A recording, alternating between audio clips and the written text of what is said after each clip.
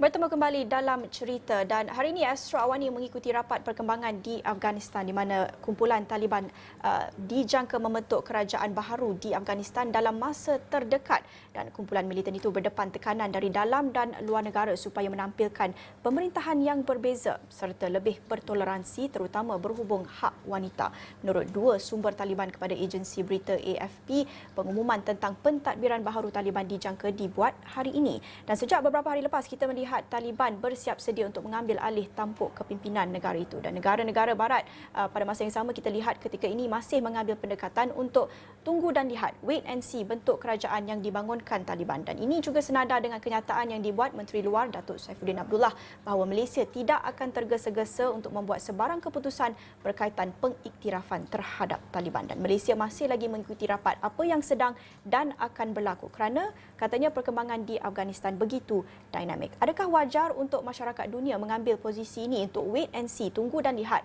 apa bentuk kerajaan yang dibangunkan Taliban dan sejauh mana Taliban mampu mengubah pemerintahannya dalam konteks kontemporari dan memenuhi tuntutan reformasi ini dari masyarakat dunia terutamanya berhubung hak wanita. Dan untuk mengulas lanjut sudah bersedia bersama saya menerusi talian Dr. Azharuddin Muhammad Dali, pensyarah kanan Jabatan Sejarah Fakulti Sastra dan Sains Sosial UM. Terima kasih Doktor bersama saya dalam cerita jam ini. Apa jangkaan Doktor bentuk kerajaan yang bakal dibangunkan Taliban dalam masa terdekat? Ya, terima kasih Naila. Tapi sebelum tu Naila, apabila Naila baca bahagian awal tu tadi, Naila sebutkan tentang Taliban sebagai kumpulan militan. Saya tak pasti sama ada jolokan itu boleh digunakan kepada Taliban kerana kita dapati sekarang ni masih ada lagi satu kumpulan yang lebih bersifat militan iaitu ISK itu. Ya. Tapi tak apa, itu sekadar gelaran. Tapi untuk menjawab soalan Naila tadi berkaitan dengan apakah bentuk kerajaan yang berkemungkinan akan dilakukan ataupun ditubuhkan di Afghanistan, sampai ke hari ini kita masih tak dapat sebarang maklumat tetapi daripada gambaran yang diberikan sejak 2-3 hari yang lepas kita dapati bahawa berkemungkinan besar satu bentuk kerajaan yang akan dipimpin oleh Haibatullah Akhundzada iaitu pemimpin utama kumpulan Taliban ini. Berkemungkinan besar dia akan bersifat seolah-olah seperti di Iran. Itu jangkaan saya, Naila, ya. Di mana dia ada dia punya kuasa paling penting. Supreme Leader dipanggil, tapi dalam masa yang sama kita akan dapati beberapa pemimpin Taliban akan terlibat dalam aktiviti pentadbiran dan juga kerajaan itu. Kita dapati bahawa Mullah Abdul Ghani Baradar misalnya berkemungkinan besar akan bertindak sebagai Perdana Menteri yang akan melaksanakan pentadbiran di Afghanistan dan dalam masa yang sama beberapa pemimpin utama Taliban pasti akan mempunyai tempat dalam kerajaan yang baru ini seperti Sirajuddin Haqqani. Kumpulan ini tak boleh ditinggalkan kerana kumpulan Haqqani ini merupakan penyokong kuat kepada Taliban. Jadi pemimpin dia Sirajuddin Haqqani ini pasti akan berada dalam kerajaan dan kemudian berkemungkinan besar anak Mullah Omar juga mungkin akan berada dalam kerajaan. Itu satu. Yang kedua, saya fikir bagaimana kerajaan ini akan berjalan. Adakah dia akan bersifat lebih terbuka dan sebagainya. Perkembangan yang terkini, saya jangka lah Naila, ya. Dia tidak akan seperti Taliban 1.0 dulu. Saya gelar 1.0 lah. Saya lihat mungkin Taliban kali ini akan lebih fleksibel, lebih terbuka. Walaupun ada beberapa pihak yang agak skeptikal dengan hal itu. Ini kerana kita pegang kepada apa yang berlaku sebelum ini. Tetapi ini tidak menolak bahawa Taliban juga sekarang ini dilihat dengan keadaan yang lebih terbuka. Kesan daripada perkembangan seperti kebangkitan golongan ISIS Khorasan ini dan juga kumpulan-kumpulan lain yang dilihat agak lebih ekstrim berbanding Taliban.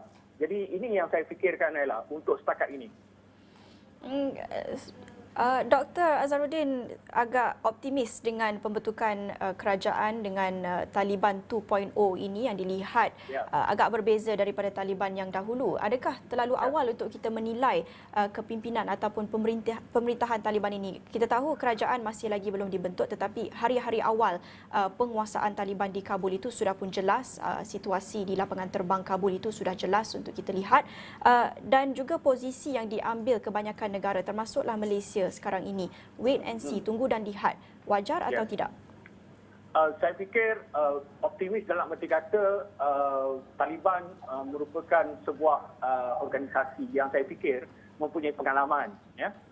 Walaupun mereka dilihat gagal, kegagalan Taliban 1.0 itu bukan kerana dari sudut pentadbiran dan seumpamanya, tetapi lebih kepada tindakan mereka yang memberi sokongan kepada Al-Qaeda. Of course, ada pandangan yang menyatakan mereka gagal kerana tidak mampu untuk memberi keseimbangan dalam pentadbiran mereka. Tindakan-tindakan yang agak keras terhadap golongan wanita sebagai satu contoh dilihat sebagai antara punca kegagalan mereka. Tetapi secara umumnya saya nyatakan bahawa mereka mempunyai pengalaman dalam hal ini. Dan jika dibandingkan dengan kumpulan-kumpulan lain yang ada di Afghanistan sekarang ini, kita perlu lihat bahawa bukan sekadar Taliban saja yang ada, tetapi terdapat kumpulan-kumpulan lain juga. Northern Alliance di bahagian utara. Ya. Dan kemudiannya saya nyatakan tadi pasal ISIS-K yang juga dilihat lebih radikal dan lebih ekstrim sifatnya berbanding dengan Taliban. Dan dalam keadaan ini, saya fikir Amerika Syarikat, ada negara-negara kuasa barat, jika diberikan pilihan di antara Taliban dan juga kumpulan-kumpulan ini, saya fikir mereka akan lebih memilih Taliban. Ya? Kerana mereka telah mengetahui pemimpin-pemimpinnya, mereka pernah berunding bersama dengan pemimpin-pemimpin itu, dan dalam keadaan ini mereka akan lebih mudah untuk bekerjasama. Saya fikir sebegitu rupa. Dan kita jangan lupa, Naila, ya, walaupun Amerika Syarikat dan kuasa-kuasa barat tidak ada lagi di Afghanistan, tapi mereka masih lagi memegang satu tali yang penting, iaitu tali ekonomi. Jadi dalam keadaan ini saya fikir Taliban juga perlu melihat dengan lebih terbuka dalam konteks hubungannya dengan Amerika Syarikat dan negara-negara barat. Sebagaimana yang dilaporkan beberapa hari lepas, pentadbiran Presiden Biden setakat ini membekukan harta yang dimiliki oleh Afghanistan di luar negara, terutamanya di Amerika Syarikat. Jadi ini merupakan antara perkara penting yang kita akan lihat akan turut sama terlibat dalam konteks hubungan antara Amerika Syarikat dan kuasa barat dengan Afghanistan di bawah Taliban. Ya. Doktor, sejauh mana Taliban boleh mengambil langkah-langkah yang lebih progresif? Kita tahu itu satu persoalan yang sering dikemukakan sekarang dalam media antarabangsa juga hebat dibincangkan, terutama berhubung dengan hak wanita. Sejauh mana doktor melihat ada ruang untuk reformasi dalam Taliban? Saya tidak dapat nyatakan secara pasti, Nala, ya. Kerana walaupun ada usaha-usaha untuk membolehkan, misalnya Taliban lebih bersifat terbuka, sebagai satu contoh mudah, kita dapati bahawa Taliban telah menyatakan supaya kalangan kaki tangan, ya, public health ataupun yang bekerja dengan Kementerian Kesihatan, golongan wanitanya boleh kembali bekerja, tetapi dalam masa yang sama kita juga dapati sedikit sebanyak demonstrasi dan juga tunjuk perasaan yang dilakukan oleh golongan wanita. Hal ini agak mudah difahami kerana hingga setakat ini kita tidak ada sebuah kerajaan dan satu arahan yang jelas di antara satu pihak dengan pihak yang lain. Jadi keadaan ini menyebabkan suasana di Afghanistan itu tidak menentu sekarang ini, ya. Terutamanya berkaitan dengan apakah sikap dan tindakan mereka. Jadi saya fikir selepas adanya kerajaan yang lebih jelas, yang lebih kukuh, di mana arahan-arahan dapat dilakukan dengan teratur, maka daripada situ kita boleh melihat adakah mereka akan mampu untuk mengubah sikap mereka, adakah mereka akan mampu untuk memberikan keseimbangan kepada setiap golongan di Afghanistan, bukan sekadar wanita tetapi juga kanak-kanak, orang tua dan seumpamanya, ataupun mereka akan kembali kepada sikap mereka pada Taliban 1.0 dulu. Berdasarkan apa yang kita tahu setakat ini dengan pembentukan kerajaan Taliban dalam masa yang terdekat, apa impak secara langsung dan dalam jangka masa yang pendek ini, doktor melihat impaknya kepada dinamik politik dan juga hubungan antara negara-negara serantau di Asia Barat itu. Siapa yang dijangka akan mengiktiraf dan juga mungkin berpotensi menjadi rakan sekutu pada masa akan datang? Apa dinamik yang boleh kita jangkakan? Dari konteks hubungan luar, Naila, ya, saya fikir dua negara yang agak ketara sekarang ini memberi sokongan kepada Taliban, walaupun kebanyakan negara masih lagi, sebagaimana Naila katakan, wait and see, tetapi saya fikir dua negara ini akan, dua ataupun tiga negara lah yang saya fikir. Yang pertama sekali China, ini kerana hubungan antara Taliban yang agak erat dengan China, dan yang kedua adalah Pakistan. Pakistan telah pun mengumumkan secara tidak rasmi bahawa mereka akan memberikan sokongan kepada Taliban. Ya? Dan malah Pakistan juga menyeru Taliban akan memberikan perhatian kepada beberapa aspek yang difikirkan sangat penting sekarang ini. Yang pertama sekali adalah untuk mengelakkan krisis ekonomi yang berlaku. Dan hubungan dengan luar sangat penting dalam konteks ini. Ya, saya nyatakan tadi bahawa harta Afghanistan telah pun dibekukan dan sebagainya. Jadi untuk mengelakkan krisis ekonomi itu, hubungan dengan masyarakat antarabangsa dengan negara luar sangat penting. Dan Taliban saya fikir akan melihat perkara ini dengan lebih terbuka sekarang ini. Dan untuk setakat ini, saya fikir Afghanistan ataupun Taliban ini terpaksa bergantung kepada China. Sekiranya Amerika Syarikat tidak melepaskan ataupun masih lagi membekukan harta-harta milik Afghanistan itu, maka perhatian akan diberikan kepada China. Dan saya fikir Amerika Syarikat tidak akan membiarkan perkara itu berterusan.